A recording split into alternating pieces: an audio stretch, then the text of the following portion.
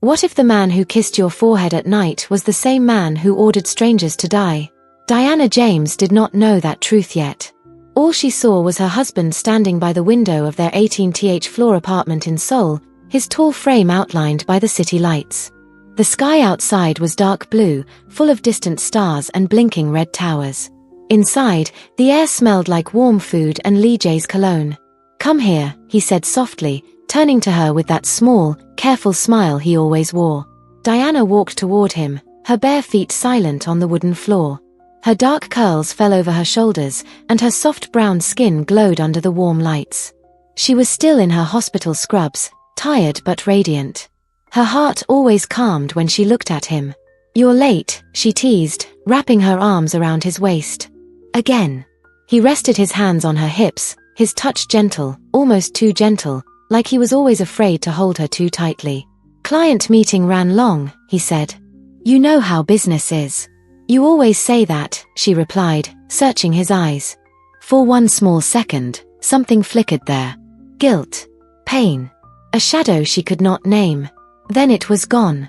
He leaned down and kissed her forehead. "I brought you jjajangmyeon from your favorite place," he said. "And cake. You had a long shift, right, Nurse James?" She smiled, despite the worry in her chest. "You do know food is my love language." "I know everything about you," he whispered. It sounded sweet. It sounded perfect.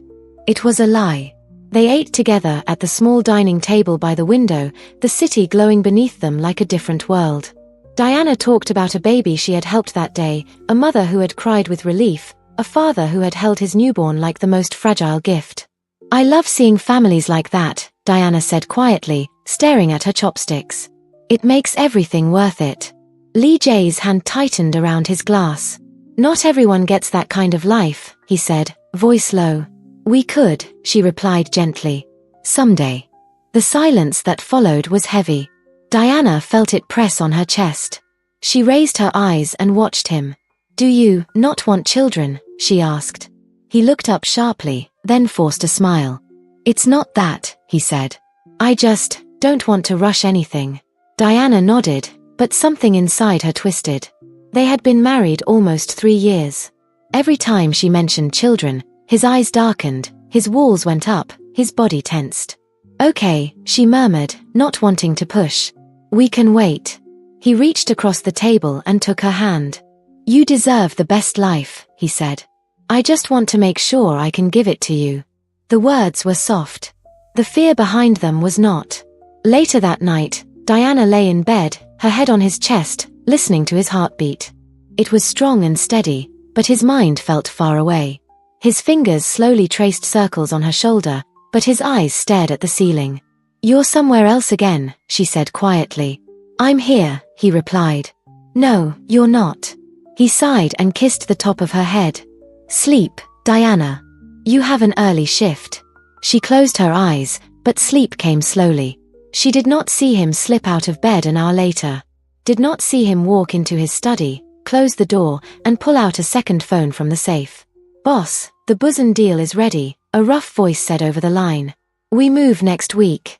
"Good," Lee Jae replied, his tone turning cold, all softness gone. "No mistakes this time." "And your wife?" the man asked. Lee Jae stared at the wedding photo on his desk, Diana laughing in white lace, his own face unreadable beside hers. "She knows nothing," he said. "And she never will." But secrets have sharp edges. And their marriage, already built on smoke, was about to crack. The next morning, she woke before sunrise to find the other side of the bed cold. Again. Lee Jae was already dressed, black suit, black tie, black expression. He stood near the mirror, adjusting his cufflinks with the calmness of someone preparing for war. "You're up early," Diana said, rubbing her eyes. He glanced at her reflection. "I have a meeting in Busan." "Another one?" She sat up slowly. "You were there just last week." "There are things to handle," he said simply. "Things I can't ignore." Diana frowned. "But it's Saturday. We planned to visit Namsan Tower today, remember?" He paused. Just for a second. Then he smiled, the kind of smile people use when they need to escape. "I'll make it up to you," he whispered, kissing her forehead. "I promise." Promises. Sweet, but empty. Before she could speak again, his phone buzzed. He snatched it quickly. Bora. Diana saw the name before he locked the screen. His secretary. His translator. His shadow. She tried to ignore the sting in her chest. Is that work? He cleared his throat. Yes. I need to go. He grabbed his coat and headed for the door. Lee J. He stopped. She walked closer and touched his sleeve. Are we okay? His jaw twitched. Of course. But the way he said it felt like a door closing between them. At the hospital, Diana couldn't focus. Every beep of the monitor, every patient's cry, every conversation faded into background noise. Her mind kept replaying the early morning scene. Why was Bora calling so early? Why did Lee J look so tense? Why did he rush out like he was running from something? During her lunch break, she opened her phone and scrolled through their pictures. Birthdays, anniversaries, soft smiles, fake smiles. She paused on one photo of him standing behind her, arms around her waist. He looked perfect. Yet distant. Beautiful. But unreachable. I miss you, she whispered to herself. Lee J's car sped through the empty highway toward Busan. His phone buzzed again. Bora. Boss, she said the moment he answered, her voice soft, almost seductive. You didn't say goodbye last night. I had things to think about, he replied. You always have things to think about. She sighed. Did you read the proposal I sent? I will. And, did you tell your wife you'll be late again? Her voice held a teasing edge. That's none of your business. Oh, but I make everything easier for you. Bora chuckled. Don't I? His grip tightened on the steering wheel, guilt slipping into his chest. You're getting too bold, he said quietly. And you're getting too lonely, she replied. He didn't answer. Because she was right. Later that evening, Diana arrived home exhausted. She opened the wardrobe to hang her coat, and something slipped out of Lee J's jacket pocket. A receipt. One item bought. A necklace. But not one she owned. Her breath hitched. Her heart tilted. She ran her fingers over the date, the time, the store. Last night. He had gone out again after she fell asleep. Why, Lee J, she whispered. What are you doing? Her phone buzzed. Unknown number. A single text. Your husband is not where you think he is. Diana froze. Her fingers trembled as she typed back. Who is this? No response. Just silence. Cold, heavy, terrifying silence. She sank onto the bed, her heartbeat loud in the quiet room. Something was wrong. Very wrong. Her perfect picture had cracks. Thin, sharp, frightening cracks. And through them, the truth was starting to bleed. Diana stood in front of the mirror, her scrubs half-buttoned, her eyes distant. She had barely slept. The mysterious text replayed in her head like a curse. Your husband is not where you think he is. All morning at the hospital, she moved like a shadow, checking vitals, comforting patients, giving medication, yet her mind was nowhere near Seoul. It was with Lee J. And the woman she feared she was slowly losing him to. Across the city, in a glass-walled office on the 32nd floor of Hiso Tower, Bora Jim leaned against Lee J's desk, her lips painted a deep plum, her blouse unbuttoned one button too low. She was his assistant. His translator. His secret. And today, she wanted answers. When Lee J walked in, she smiled sweetly. You're late, boss. I had to handle something in Busan, he said, avoiding her eyes. You didn't text me back. Her tone turned soft, but sharp. He sighed. I was tired. Of me, she asked quietly. He looked up then, a flicker of guilt crossing his face. No. She stepped closer, her heels clicking softly on the floor. You know, she whispered, men only pull away when they're afraid of what they feel. Bora. She touched his sleeve. Just tell me you don't want me, and I'll walk out of this office forever. His heart stumbled. Not out of love. Out of weakness. I can't say that, he murmured. She smiled. A dangerous smile. Because she had him exactly where she wanted him. At the hospital, Diana was finishing her shift when an elderly patient squeezed her hand.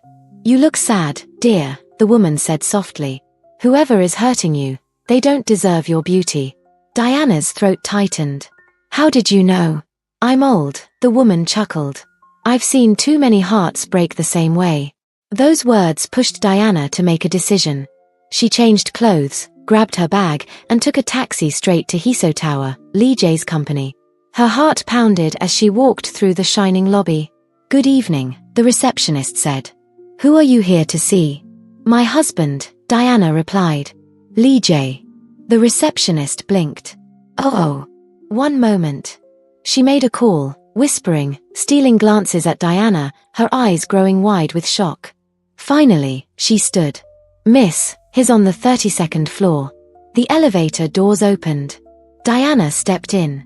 Her stomach twisted like a knot that refused to loosen. On the 32nd floor, voices drifted from Lee Jae's office, soft, intimate, close. Diana's feet moved on their own, carrying her closer. Then she saw through the half-opened door. Bora stood inches from her husband. Her hand rested on his chest. Her face tilted up with a smile only lovers shared. "Stop looking so guilty, Jae," she whispered. "Your wife doesn't have to know everything." Diana's world cracked. Lee Jae took a step back. "Bora, don't do that." "Why not?" she asked, laughing softly. "You didn't mind last night." "Last night?" Diana felt her breath leave her body. She didn't wait to hear more. She pushed the door open fully. The room froze. Bora stepped away with a dramatic gasp. Lee Jae's face drained of color. Diana stood in the doorway, her hands shaking. "Last night," she whispered. "Tell me she's lying." "Diana," Lee Jae stepped forward. She stepped back. "Don't touch me." Her voice broke. Bora folded her arms, watching with smug satisfaction. "You should ask your husband where he really sleeps these days." "Enough." Lee Jae snapped. "No," Diana said, tears rising. "Let her talk. Clearly you already listened to her more than you listened to your wife." The silence that followed was louder than shouting. Finally, Diana whispered, "Tell me the truth. Are you cheating on me?" Lee Jae looked away. And his silence answered everything. Diana pressed a hand to her mouth as tears fell. She felt her heart break with a pain so sharp it stole her breath. "I gave you everything," she whispered. "My trust, my love, my whole life here." Lee Jae reached toward her again. "Diana, please."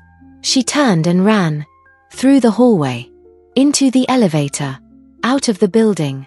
Her tears blurred the entire city. Behind her, Bora watched with cold satisfaction. "Now," she whispered, "let's see how long your perfect little life lasts." But she did not know one truth. Broken hearts don't stay silent forever. Some of them become storms. That night, Diana didn't go home. She wandered the streets of Seoul in the cold wind, her vision blurred with tears, her mind replaying Lee Jae's silence again and again. She reached the Han River and leaned on the railing, holding herself tightly. "How did I become this woman?" she whispered. "Crying over a man who never loved me." A soft drizzle began to fall, mixing with the tears she refused to wipe away. Behind her, the city lights flickered like tired stars. And somewhere across Seoul, another storm was brewing. Lee Jae found Diana's phone location still active near the river. He drove there fast, panic choking him. When he didn't see her immediately, his chest tightened. "Diana," he shouted into the night. No answer. Only the wind. He cursed, slamming his hand against the car. How did everything collapse so fast? Behind him, footsteps approached. "Looking for your wife." Bora's voice floated through the darkness. Lee Jae turned sharply. "What are you doing here?" She smiled sweetly, the kind of sweetness that hides poison. "I followed you. I was worried. You ran after her like she's the only one who matters." "She is my wife," he snapped. "And I gave you everything," Bora hissed. "My loyalty. My time. My youth. I helped you build your empire when no one trusted you. And you repay me by running after a woman who doesn't understand you. You don't get to talk about Diana." His voice was low, dangerous. "Oh, but I will," she whispered. "Because I'm done being your shadow." She stepped closer, her eyes cold. "You made me believe I was important to you. You kissed me. You touched me. You made promises. I never promised you anything." He turned away. That was the moment something in Bora snapped. You used me, she screamed. Lee J didn't bother replying. He walked back to his car, breath shaky. But Bora's last words followed him like a curse. You'll regret hurting me, Lee J. I promise you that. Diana returned home past midnight. She didn't cry anymore. She felt numb. When she entered the apartment, Lee J was sitting on the couch with his head in his hands. He looked up quickly when he heard her footsteps. Diana, his voice cracked. Where were you? I looked everywhere. She shut the door quietly. Don't pretend to care. Not tonight. He stood and walked toward her. I'm sorry. I'll fix this. I'll change. Please talk to me. She lifted her chin, eyes burning. Tell me how long it has been. He swallowed. A few months. She laughed, a broken sound. Months, while I was cooking for you, praying for you, loving you. Diana. No, she stepped back. You don't get to say my name like it still belongs to you. His eyes filled with pain. I never meant to hurt you. But you did. Her voice trembled. And you didn't even stop. The silence between them held more truth than any words. Finally, Diana whispered, I need space. Lee J froze. Are you leaving me? No, she said softly. Not yet. But I don't trust you. And trust is not something you can rebuild in one apology. She walked past him and entered the guest room. He didn't follow her. He couldn't. 2 days later, in a dark parking lot in Busan, Bora met with a man wearing a wolf tattoo on his neck, Marco, a lieutenant from the rival Jinsa clan. So, he said, lighting a cigarette, you finally decided to betray your golden boy. Bora's lips curled into a smile. He betrayed me first. And you want him gone? Not gone, she said slowly. Ruined. Marco smirked. Ruined is my specialty. She handed him a flash drive, containing details of Lee J's shipments, routes, and private meetings. This is everything, she said. Use it wisely. Marco nodded. We will hit him when he is most vulnerable. When he least expects it. Bora turned away, her heels echoing through the dark. Lee J, she whispered into the night, you broke the wrong woman. The next evening, Lee J drove to an abandoned warehouse in Busan for what he believed was a routine negotiation. Diana didn't know where he was. He told her he was meeting a client. He walked inside and immediately sensed danger. Empty. Quiet. Too quiet. Hello, he called out. Then he heard it. A single click. Bullets rained. He dove behind crates, but one hit his side, another tore into his shoulder. Pain exploded through him as he fell to the concrete floor. His blood pooled beneath him. And the last voice he heard before losing consciousness was Bora's.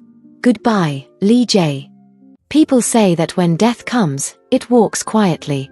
For Lee J, it arrived with fire, metal, and a woman's betrayal echoing in his ears. The warehouse lights flickered above him as he lay on the cold concrete, blood spilling through the cracks like a dark river. His breath came in sharp, broken gasps. Bora, he whispered weakly. The betrayal stung deeper than the bullets. Not because he loved her, but because he trusted her. His vision blurred. The warehouse tilted. The world dimmed. But somewhere inside him, a single thought burned. Diana. Her smile. Her tears. Her voice whispering, don't hurt me again. He deserved every ounce of pain, but she didn't deserve to lose him like this. Not without the truth. Not without his apology. Not without hearing that he finally understood love. With trembling arms, Lee J dragged himself across the concrete toward his car outside. Every movement sent agony ripping through his body. But he gritted his teeth. I won't die here, he hissed. Not like this. Outside, rain pounded the ground. The sky cried harder than he did. He pulled himself into the driver's seat, blood smearing across the leather. His hands shook violently as he tried to turn the key. The engine roared. His vision went double. He pressed the accelerator, and the bleeding Mafia boss disappeared into the storm. At Seoul Central Hospital, Diana was finishing a chart when a nurse rushed into the hallway. We have a critical case coming in, the nurse shouted. Multiple gunshot wounds. ETA 1 minute. Diana sighed tiredly. All right, prepare OR2. I'll assist the trauma team. She walked toward the ER doors with her gloves already on. Another busy night. Another stranger fighting to stay alive. The ambulance screeched to a stop outside. The back doors swung open. Gunshot to the abdomen, major bleeding, his losing consciousness, a paramedic yelled. They rolled the stretcher through the sliding doors. And that was when Diana saw the face. Her blood turned to ice. Her knees almost gave out. Lee J. Her husband. Covered in blood. No, no, no, this can't be real. Diana staggered forward, grabbing the stretcher. What happened? Where did you find him? Busan Highway, a paramedic answered quickly. He was barely alive when we reached him. Pulse is dropping, another paramedic yelled. Get him to emergency surgery, now. Diana commanded.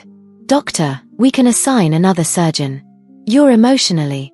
I said move. Her scream silenced the hallway. She ran beside the stretcher as they rushed him into the operating room. Tears streamed down her cheeks, but her hands were steady, trained, confident, terrified. When they rolled him under the surgical lights, Lee J's eyes fluttered open. D.I., Anna. She leaned close, her voice trembling. I'm here. Don't talk. Save your strength. He tried to smile. I'm sorry. A tear fell onto his cheek. Don't you dare apologize now, she whispered fiercely. Don't you dare leave me like this. His hand weakly squeezed hers. Don't leave me alone. And then his eyes closed. The monitor beeped wildly. His crashing, a nurse screamed. Scalpel. Diana snapped. The room burst into chaos, hands moving, machines buzzing, blood flowing. Diana's voice didn't shake once. Keep the pressure steady. His blood pressure is dropping. Suction now. He needs more units. Hold on, Lee J, hold on. She fought for him as if her heart were tied to his by a thread of pure desperation. Minutes felt like hours. Hours felt like a lifetime. And then, a steady beep. His heart stabilized. Diana dropped her head, exhausted tears slipping down her mask. Thank God. They wheeled him to ICU. Diana sat beside him long after her shift ended, her eyes watching his bandaged body rise and fall with each fragile breath. You should have died tonight, she whispered, brushing a strand of hair from his forehead. But you didn't. She clasped his hand gently.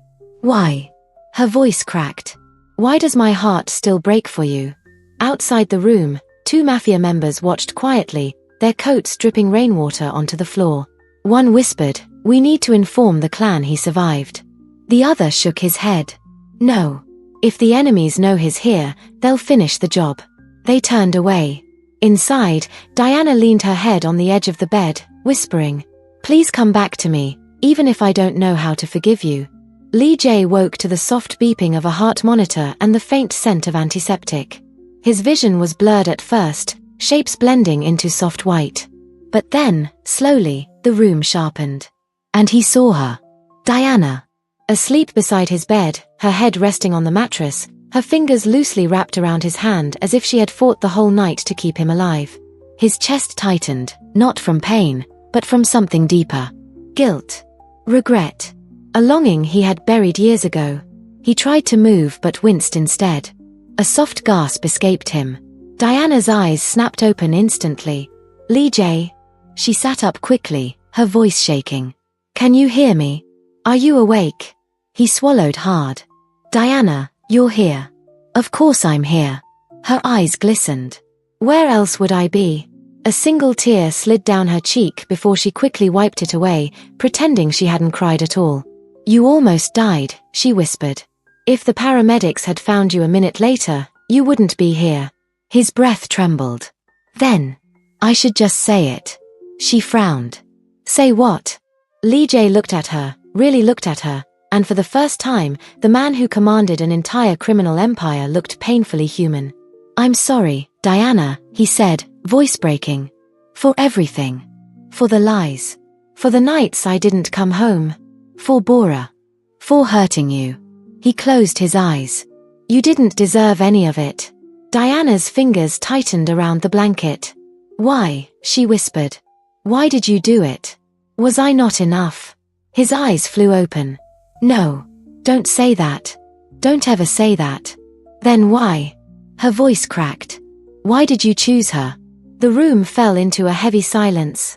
Only the monitor beeped. Lee J swallowed, forcing the words out one by one. Because I thought you deserved a better life than the one I could give you. You're lying, she whispered. He shook his head. You want the truth. The real truth. She nodded slowly. He took a deep breath. I'm infertile, Diana. Her world paused. I can't have children. The gas explosion years ago damaged me. The doctors said it was permanent. He looked away, ashamed. All this time, I knew you wanted a family. I saw how your eyes lit up whenever you held a baby at work. And his voice cracked. I couldn't give you that. Diana's heart twisted painfully. So you pushed me away, she whispered. You punished me for something that wasn't my fault. I punished myself. He wiped a tear with shaky fingers. And when Bora came, she was easy. I didn't have to pretend to be enough around her. She didn't expect a future from me. And I did. Diana asked softly. Yes, he breathed. And I was afraid you would hate me if you knew the truth. Her eyes softened. I never needed perfection from you, Lee J. I just needed honesty. His face crumbled. Diana, he reached for her hand with trembling fingers. I never loved Bora. Not even for 1 second. It was weakness, loneliness, stupidity, but not love. She didn't answer. She couldn't. Because her heart was still bleeding. Diana finally stood. Her hands shook as she reached into her coat pocket and pulled out a folded piece of paper. The pregnancy test report. She placed it gently on his chest. He frowned and picked it up with trembling hands. His eyes scanned the words. Then he froze. Slowly, he looked up at her, his face pale. Diana, this says. I'm pregnant, she whispered. The paper slipped from his fingers and fluttered onto the blanket. His heartbeat soared. How? That's impossible. The doctors. They were wrong. Her eyes softened painfully. Or God chose to make them wrong. Lee J's breath broke. Tears filled his eyes, raw, unrestrained. I'm going to be a father. His voice trembled with disbelief. Me? She nodded. Tears streamed down his face. He reached for her hand again, gripping it like a lifeline. Diana.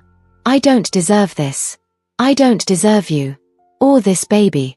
But if you give me one chance, just one, I will spend the rest of my life making it right. Her gaze held his. Wounded. Scared. But not hopeless. Then prove it, she whispered. Prove that the man I married still exists beneath all the secrets. He nodded slowly, tears falling freely. I will. I swear I will. Diana turned toward the door. But before she stepped out, she paused and spoke without looking back. Rest tonight. Tomorrow, we talk about the future. And when the door closed behind her, Lee J pressed a shaky hand over his heart, feeling something he hadn't felt in years. Hope. But hope is fragile. So fragile. And not everyone wanted him alive to see this new future. Some men are born into darkness. Others are pushed into it. But only a few choose to walk back into the light. Lee J had made his choice. For the first time since the gas explosion that ruined his life years ago, he woke with something stronger than fear in his chest. Purpose. Hope. A reason to live. Diana. And the unborn child he never believed he could have. But the world he belonged to would not let him leave so easily. 3 days after his surgery, while Diana was discussing discharge papers with another doctor, Lee J had a visitor. 2 men in dark coats, men he once commanded, slipped into his hospital room. They bowed slightly, but their expressions were tense. Boss, one whispered, the clan is restless. Lee J glared. Don't call me that. You're still our leader. Not anymore, he said firmly. The younger man stepped closer. You think you can walk away? After everything? The deals, the blood, the territories. I'm done.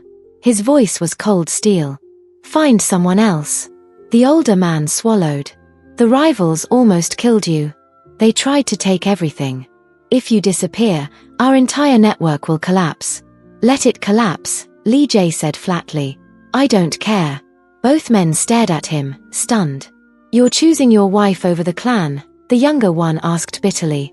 "No," Lee Jae said. "I'm choosing the life I should have been living all along." The older man's eyes softened. He had watched Lee Jae grow into a leader, watched him bleed for power he never wanted. "Then we'll handle things," he said quietly. "You've given enough."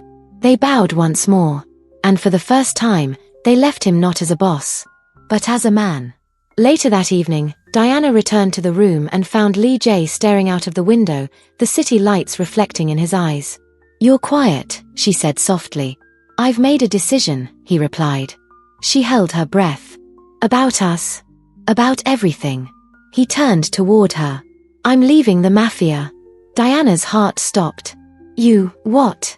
"I can't stay in that world. Not with a child coming. Not after almost dying. Not after what I did to you." Her lips parted in disbelief. "Lee Jae, that world is dangerous. They won't let you leave so easily." "I know." She walked toward him slowly, her eyes shining with worry. "They could come after you. After us. After the baby." He reached for her hand, holding it gently. "I'll protect you," he said. "Even if I have to walk through fire to do it." Tears slipped down her cheek. "You're scaring me," she whispered. "I'm terrified too," he admitted. "But I'm more afraid of losing you than losing everything else." Her breath trembled. "Do you still love me?" she asked, voice barely audible. His answer came without hesitation. "Yes." A single word. Sharp. True. Unshakable. "I always did," he added softly. "But I was too broken to recognize it." Diana leaned her forehead against his chest, and for a long moment, they stood together in silence. Two wounded souls, trying to stitch themselves back into something whole. Before leaving the hospital, Lee Jae asked to see Bora. Diana didn't want him to, but he insisted. "She needs to hear it from me," he said. Security guarded the hallway when Bora arrived, escorted by the police. She had been arrested for her connection to the rival clan's ambush. Her wrists were cuffed. Her eyes were wild. Her smile was cold. Well, she sneered, walking into the room. "Look who survived."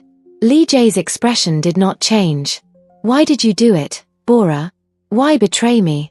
She laughed, loud, bitter, broken. "Because you betrayed me first." He shook his head. "I never promised you anything. You promised me hope," she spat. "You made me believe I mattered. You touched me. You held me. And all the while, you were married. To her." She glared at Diana. "You replaced me with a woman who knew nothing about your world." Diana stepped forward calmly. "No," she said softly. "He replaced weakness with strength. Lies with truth. You were never love, Bora. Just an escape." Bora stiffened. Lee Jae added quietly, "I'm done with you.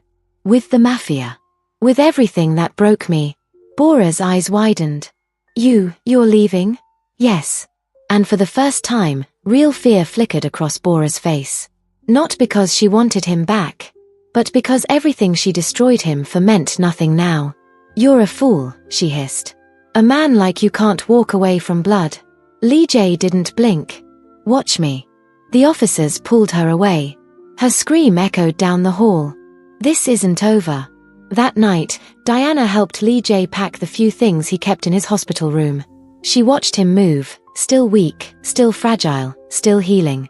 But different. "Where will we go?" she asked softly. "Wherever you want," he said. "As long as we're together." She touched his hand suddenly, surprising even herself. "I believe you," she whispered. He exhaled shakily. "Thank you." "For what?" "For giving me a second chance." They walked toward the elevator, side by side. Not as strangers. Not as broken lovers. But as two people stepping toward a future neither of them expected. A future that terrified and healed them at once.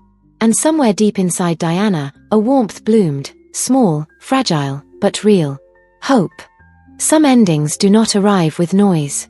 Some arrive quietly, like dawn slipping over a wounded city, soft and unexpected. For Diana and Lee Jae, their dawn came slowly. It began 3 weeks after he left the hospital. They were living in a small, warm apartment in Incheon, far from the towering buildings, far from the shadows of Hiso Tower, far from the world that tried to swallow them whole. Lee Jae woke first that morning, sunlight touching his face. The room smelled like warm tea and safety. He turned his head and saw Diana asleep beside him, her hand resting gently over her small, growing belly. He stared at her for a long time. Her beauty was soft that morning, her curls spread across the pillow, her lashes resting like feathers, her breath steady and peaceful. There was a time he believed he would never deserve a moment like this. He reached out with trembling fingers and lightly brushed a curl from her forehead. Her eyes opened slowly. "You're staring again," she murmured, her voice thick with sleep. He smiled, a real smile, soft, honest, almost shy. "I can't help it."